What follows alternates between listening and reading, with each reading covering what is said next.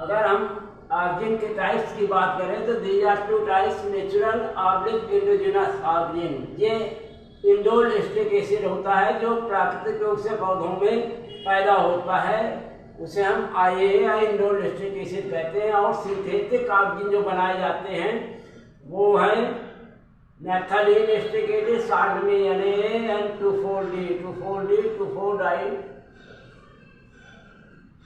Acetic acid और IBA indole butyric acid.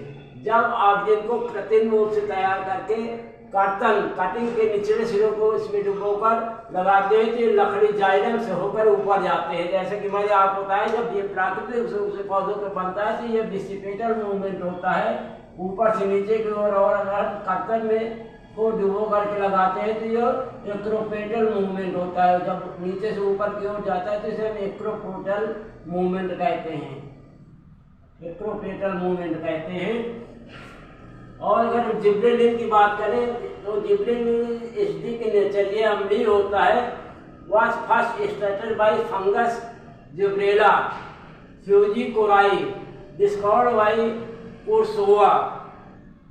इस प्रकार साइटोकाइनिन की बात करें तो also known as kinin. Cytokinin को हम काइनिन भी कहते हैं अथवा काइनेटिन भी कहते हैं। डिस्कवर्ड बाय मिलर, जो कि साइटोकाइनिन जो है मिलर के द्वारा इसकी खोज की गई थी। Cytokinin term was given by Latham.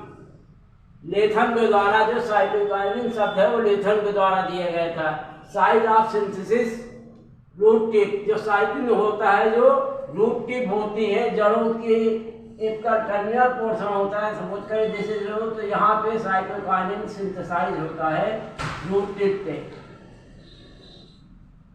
Next, first indigenous natural cytokinin protein kinin isolated from मेज नेम्ड एज जिएटिन। जो पहला साइटोकाइनिन इंडोजिनियस या नेचुरल रूप से पौधों में आइडेंटिफाई किया गया था उसे हम जिएटिन के नाम से पुकारते हैं या जिएटिन की संज्ञा दी गई थी। Germinated seeds, roots, developing fruits are rich in cytokinin. जो अंकुरित बीज होते हैं या जड़ें होती हैं या जो फ्रूट डेवलप हो रहे हैं वो उसमें साइटोकाइनिन की मात्रा बहुत ज़्यादा से पाई जाती है। नेक्स्ट ग्रोथ रेगुलेटर जो है PGR है वो ethylene. Again identified as first gaseous plant hormones produced in the plant। जो आर्गेन थे उन्होंने पहला ऐसा हार्मोन आइडेंटिफाई किया जो गैस के रूप में पौधे में पैदा होता है।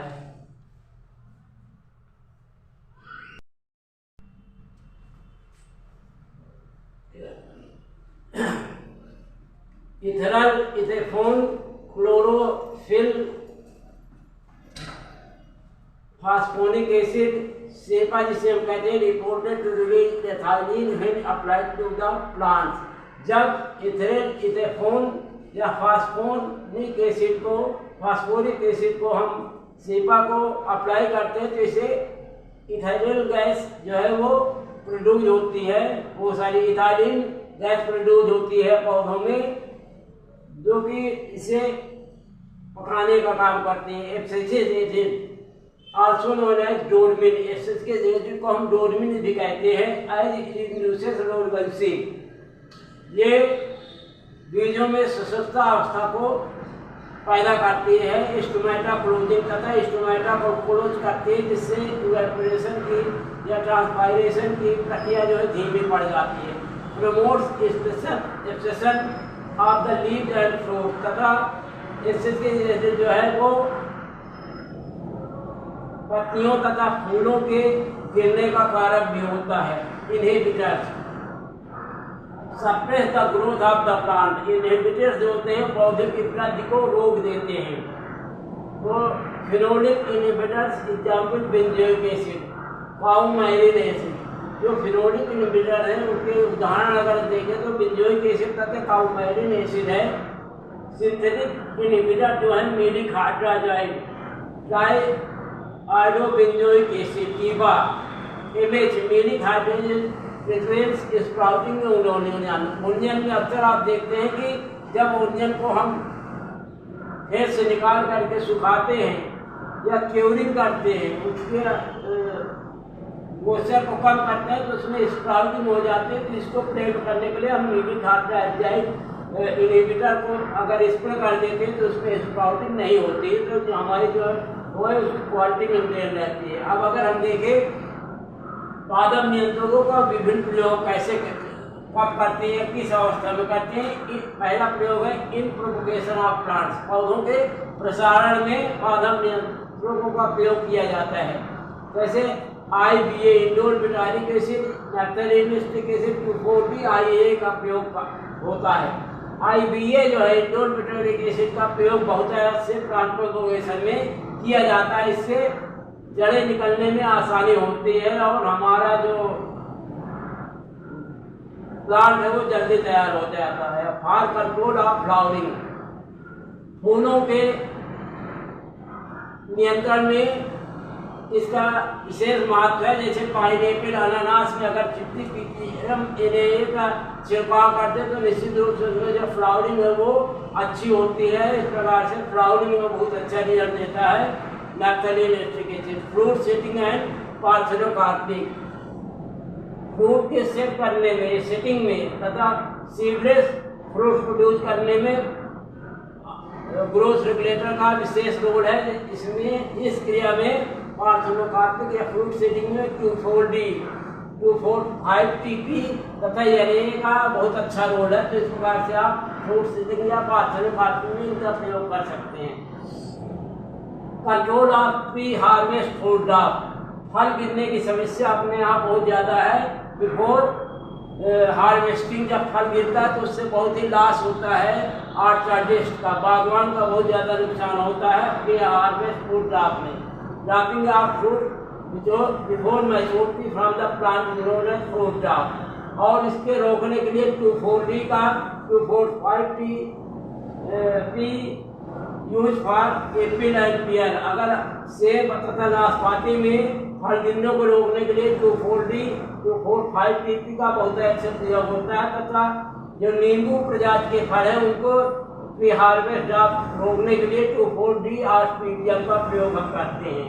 ब्लोजम थिनिंग, एक शब्द होता है बहार ट्रीटमेंट। बहार ट्रीटमेंट का मतलब यह होता है कि taking of desired season crop in place of undesirable season crop. जैसे आप जानते हैं कि अमरूद जो है साल में 3 बार फलता है, लेकिन जो रेनी सीजन की फसल होती है वो इंस्पिड होती है, अस्वाद होती है, उसमें कीड़े पड़ जाते हैं। तो उसके फूलों को हम बीली कलर कर देते हैं, निकाल देते हैं, तो जो उसकी ताकत होती है वो हस्तबहार या जो जाड़े की फसल होती है उसमें कन्वर्ट होती है। इस प्रकार सिट्रस खेती करते हैं या अनार में भी बहार ट्रीटमेंट किया जाता है। तो इसमें हम ब्लोजम थिनिंग करते हैं, फूल को विरलीकरण कर देते हैं और इसके लिए 3-क्लोरोआइसोप्रोपाइल इन फिनाइल कार्बामेट 250 से 300 ppm या नैप्थेलिन लाइमिक एसिड का प्रयोग किया जाता है फ्लावर थिनिंग के लिए। Blossom thinning both are same thing, blossom or thinning और flower thinning both are same चीज, ये सिनोनिम्स हैं। तो इसके लिए हम बहुत अच्छा ये होता है बहार ट्रीटमेंट करते हैं। फ्रूट राइपनिंग, फलों को पकाने के लिए 2,4,5-T 25 से 100 ppm का प्रयोग अलूचा व आड़ू में करते हैं तथा 2,4,5-TP 4 ppm सेब में फलों को जल्दी पकाने हेतु किया जाता है। ये इथाइलिन गैस एक्सट्रैक्ट करते हैं। वीड कंट्रोल, अगर हम खरपतवारों की रोकथाम की बात करें तो जो मैनुअल वीडिंग होती है, अगर हाथ से ज़्यादा मनुष्यों के द्वारा जो खरपतवार निकाल जाते हैं वो बहुत ही टाइम कंपर्सन होते हैं, उनको बहुत टाइम लगता है, समय लगता है। तो इसके लिए खरपतवार निकालने के लिए ग्रोथ रेगुलेटर का प्रयोग किया जाता है। जैसे 2,4-D 0.1%, 2,4,5-T तथा dinitro ortho secondary butyl phenol, इनका प्रयोग जो है खरपतवार कंट्रोल करने के लिए किया जाता है। फास्ट ब्रेकिंग डोरमेंसी, डोरमेंसी को ब्रेक करने के लिए GA3 जिब्रेलिक एसिड का प्रयोग किया जाता है, जैसे चेरी, अंगूर, बेर तथा नींबू और बीज की सुसुप्त अवस्था को समाप्त करने के लिए किया जाता है। हार्टी डोरमेंसी, जैसा कि आप लोग जानते हैं, बीज दो प्रकार के होते हैं, एक होता है रिकैल्सिट्रेंट सीड और दूसरा होता है ऑर्थोडॉक्स सीड। ऐसे बीज जो the seeds which extracted from the fruits and immediately they are able to germinate, that's are known as recalcitrant seed. Recalcitrant seed जो ऐसे बीज जो तुरंत बीज से निकालने के बाद अगर सुदृढ़ मीडियम में रह जाता है, जर्मिनेट हो जाते हैं, तो उनको recalcitrant seed कहते हैं। और दूसरे बीज ऐसे होते हैं जो तुरंत अगर हम सुटेबल जर्मिनेशन है जो एटमॉस्फेयर उसमें डालते हैं तब भी वो जर्मिनेट नहीं होते, तो उन्हें हम डोरमेंट सीड या ऑर्थोडॉक्स सीड कहते हैं।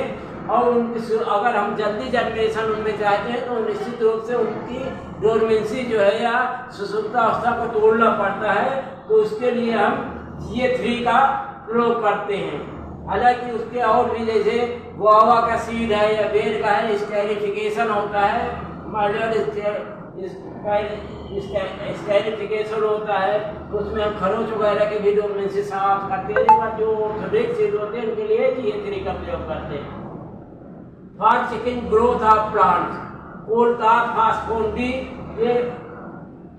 AMO 1910 तथा B9 का यूज करते हैं, जिससे हमारा पौधा जो है वो ज़्यादा बढ़ता है, तो उसकी जो हाइट है वो सप्रेस करने के लिए, पौना करने के लिए, जिससे हाई डेंसिटी प्लांटेशन बहुत ही इजी वे में हो जाता है। क्योंकि number of plants, high density plantation, more number of plants are planted in a given area.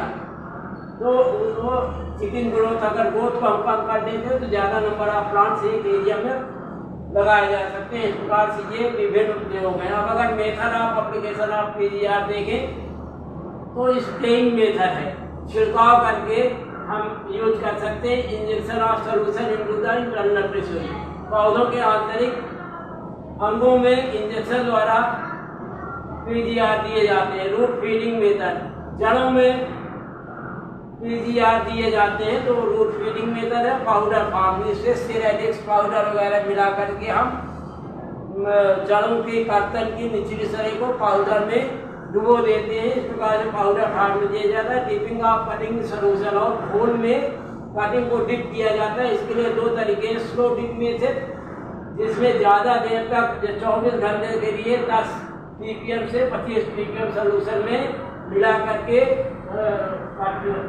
Cutting को डुबोया जाता है। और ट्यूब डिप मेथड, जिससे 500 से 2000 ppm में कटिंग को डुबा के रखा जाता है। नेक्स्ट है सोकिंग इन डाइल्यूट एक्वायस सोल्यूशन, और एक्वायस सोल्यूशन में मिला करके भी कटिंग को हम डुबो करके यूज इसके बाद लगाते हैं, तो हमारी कटिंग जो है जल्दी इस्टेब्लिश हो जाती है। Thank you very much. अगर ये आपको मेरा टीचिंग अच्छा लगा हो तो please I request you to like and subscribe my channel. Thank you very much.